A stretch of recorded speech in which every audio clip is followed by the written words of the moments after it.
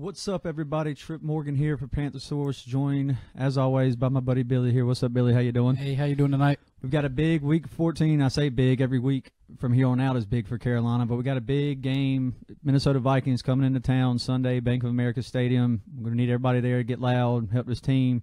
Vikings are red hot, winning 8 in a row. We're here to preview it, and we're going to get started right now.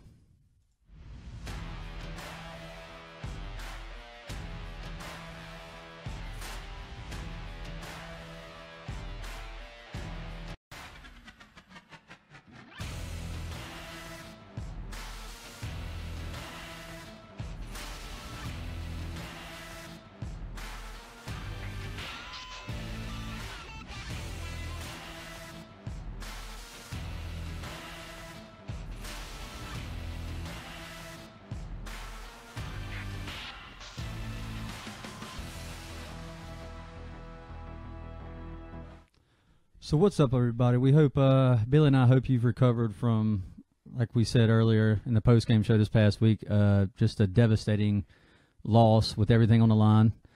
We hope you've recovered from that and you're ready to move on. Yesterday was hump day. That's the day we used to try to, get over that hump. So we're going to look ahead now. We got the film review behind us. We're going to look ahead to the Vikings, a big home game. Carolina has 3 consecutive home games, actually.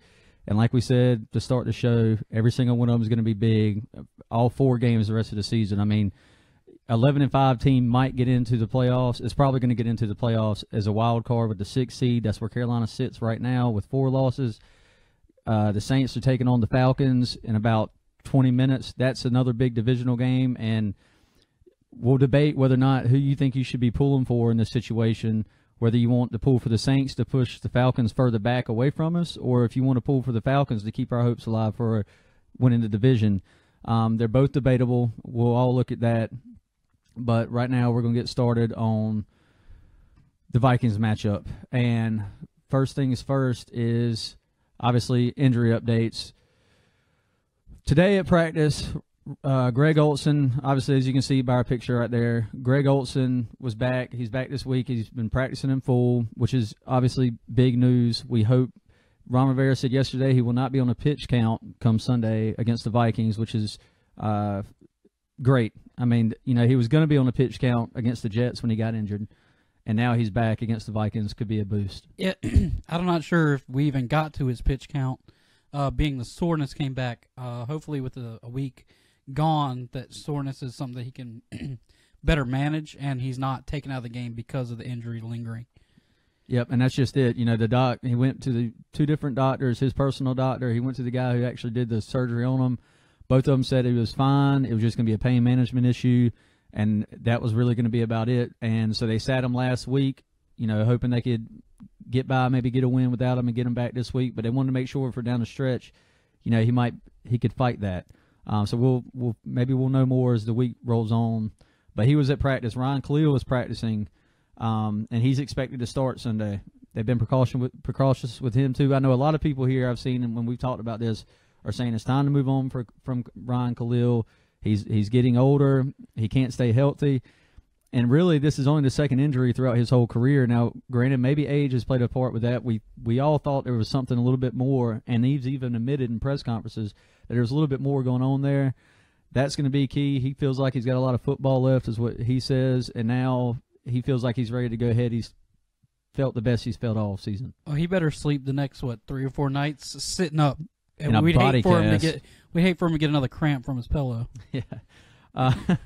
Thomas Davis was practicing in some form. Mike Adams as well. Tyler Larson was actually spotted. The backup center was spotted in a boot Monday, and he reportedly just did work on the side. It didn't specify exactly what, but it didn't sound like he was a full participant. And like I said, Rivera said Olsen will not have a pitch count on Sunday. Shaq Thompson is reportedly battling plantar fasciitis in his foot, which is, he aggravated this against the Saints. And, on a play where he was once again lined up in man against Michael Thomas, who was in the slot. We've talked about this all year. It's a bad mismatch. We don't like the scheme. And this week you have Adam Thielen in the slot, one of the best receivers in the league, coming to town, and that was not going to be a good matchup. Yeah, and with the plantar fasciitis, it's going to linger. Yeah, that's huge. Like I said when I got here tonight, I said, well, I guess we get to see Captain put his money where his mouth is. And I hope that he is able to, be a dominant force on the field, because we definitely need somebody to shut down Thielen, as that's a huge weapon. Yeah, no doubt about it. And like he said, this is a lingering issue. The positive, Billy and I think, well, we say it's a positive now. We'll know more, obviously, as the game goes on. But this means more Captain Munnerlyn coming back, and they're going to be playing a lot more snaps in that nickel role where he'll be asked to cover the slot. And personally, we'll get into that in the key matchups. I'm just running through the injuries here. Kalen Clay was also back at practice today after missing yesterday with a shoulder injury, so nothing crazy there. As far as the Vikings go, they do have a guy in concussion, but the biggest one is obviously former Panther right tackle Mike Remmers. Didn't practice yesterday, was spotted on a stationary bike today, which is Thursday's practice. Has had a great season for Minnesota since signing there. They went out and signed Riley Reif and him. He's been playing right tackle. He's at one point, just a couple games ago, I don't know if it's still up, he hadn't given up a sack this season. He's always been a strong run tackle. So definitely going to be something to watch there. That'll be part of our matchups we'll get into a little bit later. But are any of these, what's your biggest takeaway from these injuries? My question is, Larson, who was spotted in the boot on Monday, is Khalil actually ready to come back? Yeah. Is it kind of like Olsen? Is Olsen really ready to come back? Is Khalil just being, we can't go to our third string. We need a center, so Ryan Khalil's coming back before he's really ready because Larson's sitting on the sideline with boot. Yeah, it's going to be one of them things. I think personally, Greg Olsen's health, number one, is obviously going to be the biggest key. But two, if his productiveness in the offense coming back, because the first two games he was in, he didn't do a whole lot in those games either to start the season when he came out healthy. And then of course he came out in the Jets, had the one catch, played a good amount of snaps the first half, and then left with soreness. So his productivity and his health are the two biggest things going down the stretch for Carolina, in my opinion. I think they did the right thing last week. You try to get the win, and if you do get it, you're in a good spot. If you don't, you have him healthy going forward both ways. And I think he's going to be big in trying to get this offense going. I'll say the only way it sucks is we're in week 14, and we're still trying to find ourselves on offense. Yeah, we got rid of KB. Now we're getting Olsen back. We got Kalen Clay back. We have Demir Bird back. We lost Curtis Samuel. We haven't had a team of our personnel, our wide receivers and running backs and people that we can rely on. And it's week 14, and we still don't know what our offense is, and that's the bad part going down the stretch. Yep, you're absolutely right. Moving on, I don't know. Like I said, I think Olsen is the biggest key to getting the offense rolling. With him coming back anyway, I think he's going to be the biggest key trying to get it rolling down the stretches. If it doesn't, Carolina's going to have a tough time down this stretch, and the defense hasn't been playing great either, which is going to lead us right into our next segment here, which is where they rank. And this is pretty much talking about, the Vikings offense versus the Panthers defense. So we can take a look at that right now. And as you can see, Vikings overall offense is ranked 5th in the league, 370 yards per game, 122 yards per game rushing. They were last in NFL last year and are now 6th overall in the NFL this year. They would be the first team since the Colts in 1994 when they drafted Marshall Faulk to have that kind of turnaround rushing in the top 10. And then passing, they're 13th, 247 yards per game, but we know the threats they have in Stephon Diggs and Adam Thielen. Case Keenum is red hot right now as well. So that's going to be something to watch. And then, I didn't even highlight really the Panthers offense versus their defense. We know the Vikings defense is ranked 2nd overall, 289 yards per game. The Panthers offense statistically on offense just is they're 5th in rushing yards per game at 127, but outside of that, they're not even in the top 5 of anything. I don't even know, they might be in the top 15 overall. I know they're in the bottom half passing. But these are some big matchups we have coming up. These are again, playoff much games. Like the Saints game. It's like the playoffs, like you said. Yeah, it's you lose. like we said, after last week, we don't want to be rooting for other teams. We should have secured our destiny for the rest of the season. Now it's you lose, and now it's like, oh, okay, well, we need the next 3 or 4 teams to lose, and that it sucks to, as a fan, to have to rely on other teams to do what we should have done. Yep. And that's just it. You don't want to, when you're having to rely on other people, other teams, it's kind of like telling yourself you're not good enough to do it yourself, and that's what worries me personally. I can't confidently say right now that I feel confident about Carolina winning out and even making the playoffs at this point. You're talking about Minnesota this week, who's red hot. I mean, do we have the talent? Absolutely. I believe we have the talent, but we just haven't been able to put it together consistently. And if you can't do it consistently, that's going to be an issue. Yeah. And right now we have Minnesota this week, Green Bay next week, who could have Aaron Rodgers back. You got to play Tampa. We should win that game. If we don't win that, we don't deserve to be in the playoffs anyway. And then you have the Falcons, which could shape up, depending on how this game goes tonight, could be a huge divisional matchup at the end of the season. You're talking wild card spot, that 6th seed where Carolina sits right now. I don't know. There's a lot of what ifs that could go on. And like I've been saying for the past couple weeks, the Packers are going to come in and ruin these bottom wild cards, and that's my. You better be pulling for the Browns this weekend too. That's what, yeah, that's what we're saying. Yeah, looking forward to it. The Browns got to get a win because if Aaron Rodgers is healthy, that's where we're going to get ruined. Yep. This beer is mighty tasty. This show brought to you by New Belgium Citradelic. Our buddy Chris, who is on the Keep Pounding podcast, friends of ours, we give them a shout out a lot. This is stuff he's part of right here is New Belgium out of Raleigh. Y'all go check them out. Good stuff.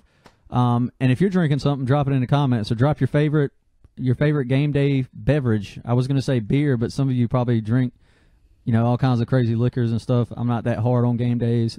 I have to work every other Monday, so I like to stay somewhat not hungover for that. And we're going to go ahead and move on to our last spot here, which is our key matchups. And what's your biggest matchup you're going to be watching this game? For you personally, I have mine, but I'm going to let you go first and see what you think. And I talked to you earlier about this in the year for fantasy wise. Who the fuck is Thielen? Like, to me, I don't know, but after I told you, dude, but Adam Thielen is so good. But after watching him, and then I watched some stuff on YouTube of his college days, and he's good. He is very good. And my matchup is him against our captain against Captain Mullen and stopping him, because I watched some of his highlights a couple weeks ago, and the catches he makes and the moves he makes coming over the slot, he's good. So that's my key matchup is Captain Mullen and Thielen. Yeah, I'm going to tell you mine, and it's kind of I guess it's kind of a giveaway really. It's Devin Funchess for me, and I was going to go with our secondary, our defense in the secondary versus Stephon Diggs and Adam Thielen, because obviously that's a big one after facing Drew Brees last week, and that passing game is good. They have weapons there. But mine, I ended up choosing Devin Funchess because of this. He had an absolute, after showcasing his wide receiver one capabilities. Excuse me, guys. His wide receiver one capabilities after the Benjamin trade. He came out on the biggest stage since against the Saints, and he played awful. I mean, he was dropping passes. He ended up getting hot late with the one touchdown, and then made a great effort on the onside kick, which I've never doubted his effort, really, since the KB trade anyway. I've had consistency troubles with him as a wide receiver too, but he had really came on, and last week he has a bad one. I'm looking forward to him bouncing back this week, and I mean, he's just got to show up. We're going to have him. Now, Greg Olsen might help some of that, obviously, but I feel like him going against the Vikings' number one quarter and Xavier Rhodes, who is really good, he's going to have to beat him some, and particularly beat him deep.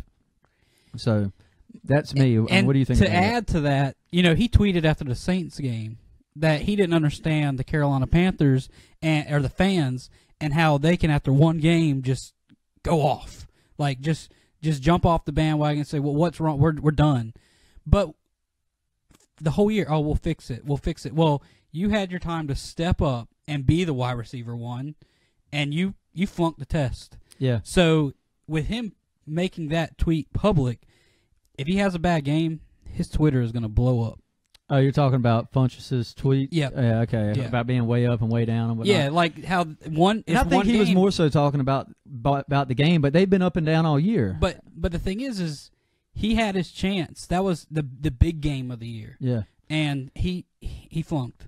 And I'm not going to sit here and say players don't have bad games, but now your elite ones typically, I mean, they might not have a great statistical game, but they take advantage of opportunities when they have them. And KB, we went through the film review last night. If y'all saw it, check it out on YouTube at Panther Source. But we saw opportunities where he had a chance to get some big catches, and then he had a big third down drop with his wide open slant across the middle. He just dropped it. It looked like Crawley may have gotten one broken up on that outside one, but it's a play he should have had at his size going up to get it. That's what he's been good at. Now he puts out that tweet, and it's like, yeah, I like the fact that he's keeping his confidence up. You like that. But at the same time, it's like, we've been saying all year, looks like Carolina's finally got it together. You win 2 or 3 games, and we got it together. The offense is clicking. We got a run game, and then, boom, we come back to earth. And it's hard to know what we have right now. And that's why one of the reasons I'm excited to see Greg Olsen back.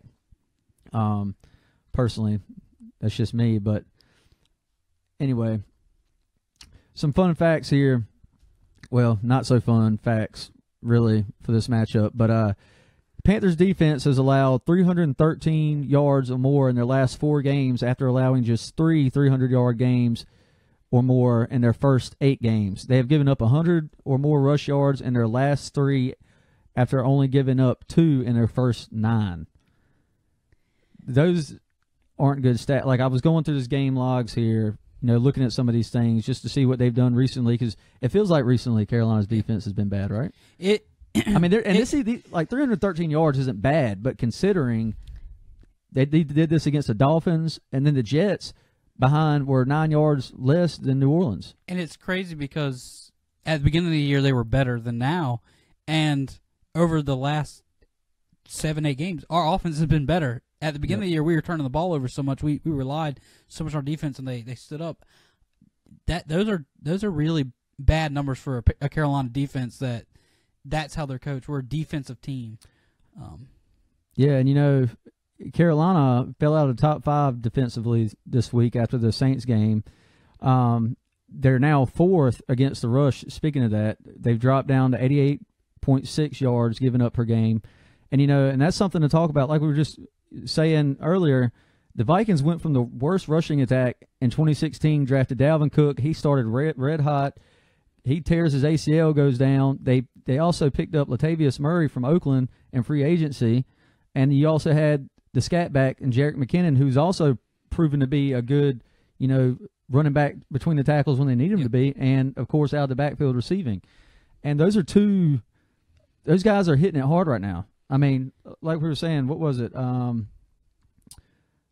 not okay. I was looking at the wrong thing there, but they're part of that offense. 6th rushing in the NFL is what it was. Yeah. 6th overall rushing, and I think that's going to be another big matchup. Just like we were talking about going into the Saints game, Carolina thrives on stopping the run and making somebody one-dimensional. And here lately, they've kind of they struggled against it. Obviously, everybody's been struggling against Alvin Kamara and Mark Ingram. They're having a hell of a year. You can't take nothing away from those guys. But this is going to be something Carolina, Steve Wilkes said he was going to fix. This is on him, and we need to see it. I mean, I'm like I said, I'm excited to see Captain Munderland in the slot over Shaq Thompson. I hate it came at the expense of an injury, but I just don't think personally the scheme was working. They went into more man coverage, and it's been bad from the slot position against the slot position from receiver. Yeah, definitely. I'm glad to see Munderland back, and it does suck because that like I said, that plantar fasciitis is it's going to be there for a while. Yeah. You know what, guys? I really don't like them. No, I don't. That's what I got to say about that right there. I really don't like them. little Grinch for you on these holidays. Anyway, we're going to check some of y'all's comments here. Hope Atlanta slams New Orleans tonight. Yeah, let's talk about that right here in a minute. And I think I'm on that wagon with you now. I was back and forth last week, but I think I've changed my mind. Case Keenum needs to become Case Keenum again. Yeah, that would be real nice. That's the crazy part is this offense is so good with Case Keenum as the quarterback. From Teddy Bridgewater, Sam Bradford, and Teddy Bridgewater's healthy now, but Case Keenum's just been so good you don't want to mess up the rrhythm. Yeah, you got props to Zimmer. Yeah, I mean, that was was about 3 weeks now that Bridgewater's been healthy, and I was like, they're not going to change. There's no way. And Case Keenum is this team is a real contender, and it's crazy with Case Keenum as quarterback. Yeah. They're going to try to get Greg and Bird going early. Burson and Clay have to step up. I agree. I'd like to see more Bird and some deep shots taken. They've had him on a couple of spots. Cam's just missed them 1 or 2 times, and then he hit him. He did hit him on a crossing route in the Saints game, and Bird showed that quick explosiveness and the speed he has. But he didn't, like I said, it was on a 3rd and long, but he didn't have it. So, speaking of Clay, do you think, let's talk about special teams. Do you think McCaffrey's back there returning this week? This is now a second muff from Clay. This thought crossed my mind, and I do not think, I don't know, man. They have a lot of faith in Clay. He was still getting a lot of snaps last week, even at the receiver position. He actually, had a catch. But I don't know. He's a rookie undrafted free agent. Damiere Byrd also has experience. Yeah, there. experience. Well, so does Captain Munderland.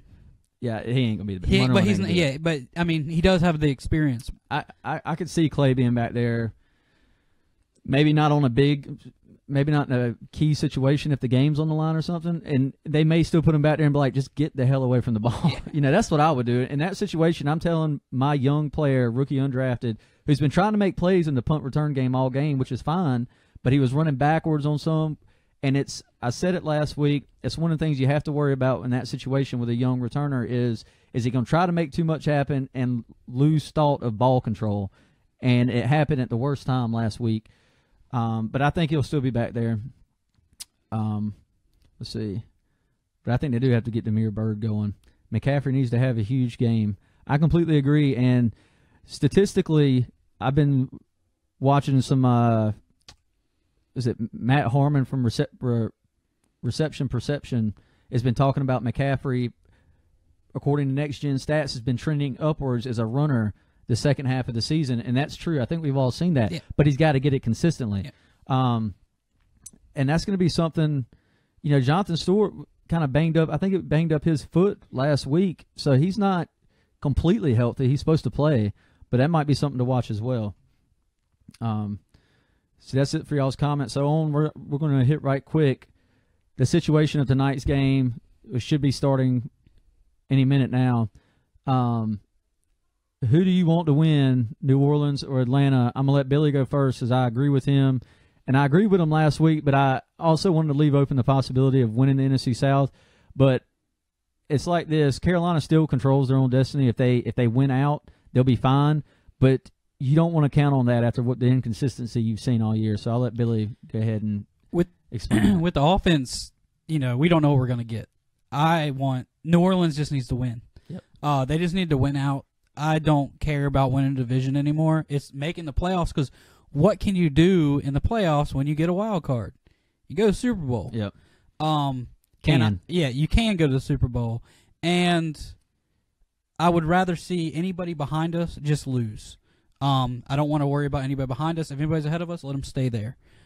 Because when you get to the playoffs, it's a whole new whiteboard, and hopefully, we can find our offense before we get there, and we're more consistent over the next couple weeks. Yeah, and there's some good articles out there that explain this. I know our friends over at the Riot Report, Josh Klein and Zach Luttrell, they have something up at like I said, at therightreport.com, talking about you should be saying who dat this week because you want to push Atlanta further away and let us have that opportunity to maybe lose one and still hold on to that spot. So that's something y'all can check out there as well. Good info. Josh does a hell of a job out there staying with the team on the road all the time, reporting. Good stuff from that group.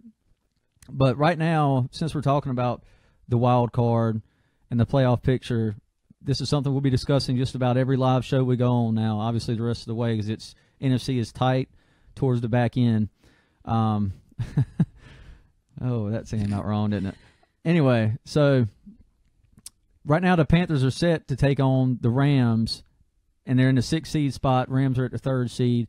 Eagles are at the 2 on our side of the bracket. So the winner of the Rams and Panthers would take on the Eagles in the divisional round. In this situation, in this scenario, I would rather be on that side of the bracket because you have Seattle and New Orleans playing on the other side, taking on the Vikings. Oh, sorry, I just said that backwards. Whoops. But either way, I don't want to have to go to New Orleans or Seattle. Yeah. If they end up going through and beating on that side, that's not. You don't want to have to go through that road. Your hope would be, and honestly, I'd rather play Philadelphia more than any other team. Personally, I'd rather play Philadelphia out of any of these other teams in the NFC playoffs right now. If I had to choose in the NFC Championship, that's who I'd want to play. I don't want to because I don't want to. I'd rather go to Philadelphia, and that's not an easy place to play either. But I don't want to go to New Orleans. I don't want to play in Seattle. I don't care to play in Minnesota because they're trying to. I mean, the Super Bowl's in Minnesota this year. They're trying to win that home field advantage as well, and they're going to have a taste of it if you have to play them there. So that I'd like it to shake down that way. I'd like for Carolina to control that 6th seed. Now, 4 games. Everybody could fall apart. Anybody up here could fall apart. The Saints could lose 3 in a row for all. Drew Brees, something happens, or Alvin Kamara, or some more defensive injuries. Yeah, Alvin Kamara goes out. That team's tanking. I think. I definitely think. I think Drew Brees can still carry him somewhat, but and their defense is still much better than it has been. It's kept them alive in a lot of cases, but even looking at the wild, the Eagles play the Rams this week, so it makes it. We can jump up. But it's still, the picture is hard to see there. And about that matchup, I'm still confident saying Carolina should, we could have beaten Philadelphia that Thursday night game. We killed ourselves. We gave pointless, terrible, bad turnovers. And this is beating a dead horse again, as we've done it all year. It's part of this inconsistency issue we talk about. But, and like Kenneth Hilton said that about we have the Eagles, and then Jacob Brock makes a good point here too. I'd rather go through Philly. We always play good there, and he's right. Carolina in the playoffs, when they go through Philly, they've made the NFC Championship twice, I'm pretty sure. And of course, that one year they made it to the Super Bowl in 2003. So, that I'd rather go through that situation. If it's me, I like where we're at right now. We just got to win out and hold that spot and keep yelling "who dat" for right now, I guess. I wouldn't. Seattle games are always crazy close. I don't know if my heart could take it. Yeah, and I'm gonna say this one more time about them Saints. I really don't like them. No, I don't.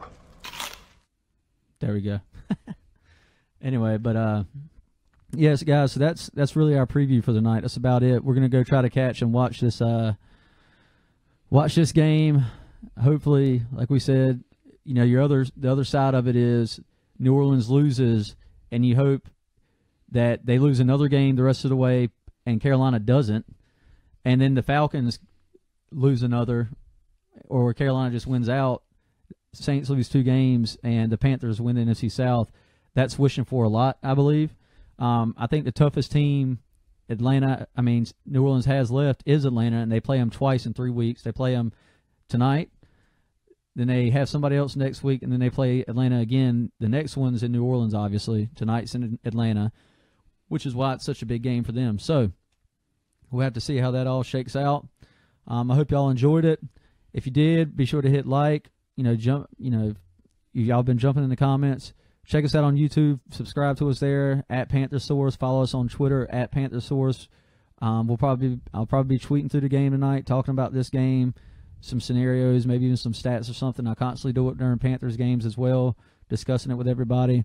And then check out all our videos on YouTube. We got film review, our post-game show. Y'all join us Sunday after the Vikings game to discuss good, bad, ugly, if it was great, if it was terrible. We're all going to come here and vent. We're going to have some beers together, and we'll vent or we'll celebrate. I hope we're celebrating. Any predictions? If the defense can step up, it'll be low scoring. I hope we don't have to have a shootout because we're going to lose if we have to score a lot of points. 24-13 Panthers. Whew. Man, you're confident. Yeah. If y'all watch this, I don't typically like doing predictions. I don't know. It's just I don't ever like it because I feel like it's always going to go the opposite of whatever I say. But if I'm being Captain Munnerlyn going to be getting more snaps. It doesn't even sound like Shaq Thompson's playing Sunday, as I said.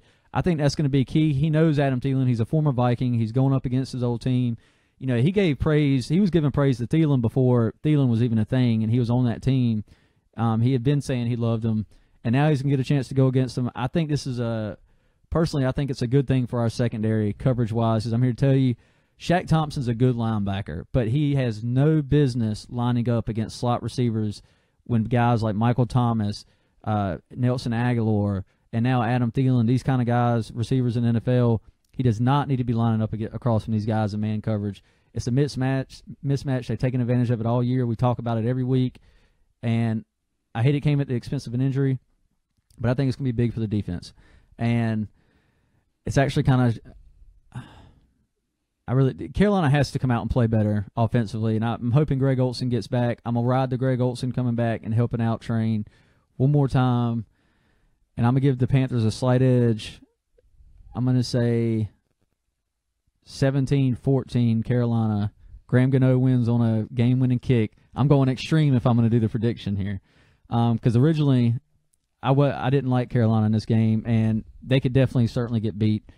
I do think it's going to be low scoring. This defense, I don't like to think this defense can come out and have another bad game like they had the past 2 weeks. I'm hoping not anyway. If so, it might be a rough next 4 weeks. So that's my prediction, 17-13, 24-13. All right.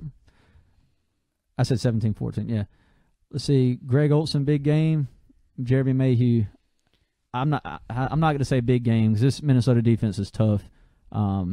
I think the key is going to be trying to get the running game going. Winning the trenches is really always going to be the biggest key. Matt Khalil's excited about going against his former team as well. Didn't really hit on that much, but he said he's looking forward to going out there and showing them a different Matt that they've never seen, which sounds intense for Matt Khalil. I mean, we're going to see a different Matt we've never seen. Yeah, I'm sitting here like, it took you till damn week 14 to decide to do this? No, I'm kidding. Of course, as soon as after we praise him 2 weeks ago, he goes out and gets those tough penalties. But let's see here. Hell, he can't wrap up tackle either. Yeah, that's good. That's a good point, Mike Strebe. You know, I got on him about the Kamara goal line touchdown. He just threw a hard hit. You got to wrap a guy like that up, and he knows that. Talked about it all week. Jacob Brock, O-line needs to have a huge game. I completely agree, guys. I don't think any of y'all are wrong there. You know, battles always start in the trenches. They're typically won in the trenches. So I guess we'll see. And maybe our pass rush can come back to life again if we're going to be blitzing heavy. Steve Wilkes seems to be ingrained there. He doesn't want to. He's not going to change that. Julius Peppers even said after a practice this week, they asked, "What do you think about the O-line?" And Peppers said, "We don't watch O-lines." He said, "We do what we're going to do, and we focus on that, and we just got to do our job and go out there and do it." And I said, okay. So, and that tells you right there, Steve Wilkes is going to continue doing what he's done. I personally just think it will work better with Munnerlyn. And I also think they've gotten pressure when they blitz Munnerlyn more than they have anytime they blitz Shaq with another linebacker or whatever. And the coverage has got to be better, in my opinion. So that's it for us tonight, guys. For real this time. We're getting out of here. Like I said, like and follow us here on Facebook and join us for the post-game show later this week. You got anything else you need to hit? See you Sunday, hopefully after a big win. Hopefully a big win. Catch y'all next time.